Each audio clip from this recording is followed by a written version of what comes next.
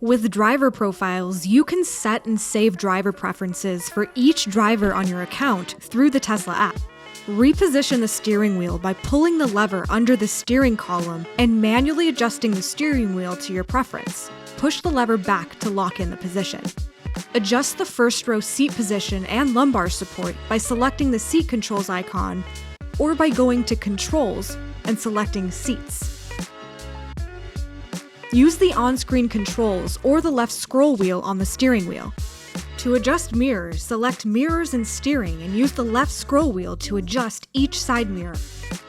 Once you're comfortable, save your driver profile.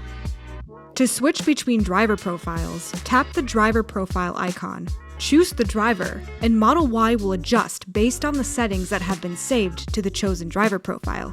For multiple drivers, link each driver profile to the driver's phone key, and Model Y will automatically adjust to the driver's profile as they open the door. Select Controls, Locks, and toggle the driver icon to link the desired driver profile.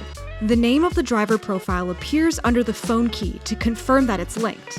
If you change the position of the driver's seat or side mirrors after you've saved or chosen a driver profile, you can save the new position or restore the previously saved position using the touchscreen.